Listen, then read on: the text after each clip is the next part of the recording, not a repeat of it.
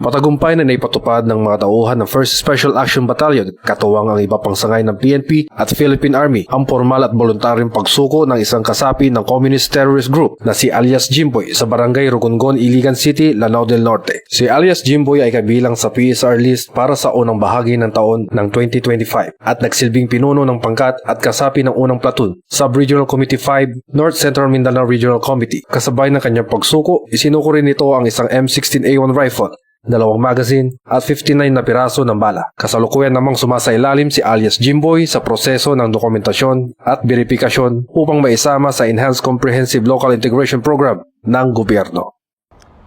At mula dito sa headquarters sa Fort Santo Domingo, Santa Rosa City, Laguna, ang tahanan ng inyong tagaligtas. Ako ang inyong PNN correspondent, Police Corporal Marcelino Termenes, alagad ng batas, taga-taguyod ng Balitang Pulis.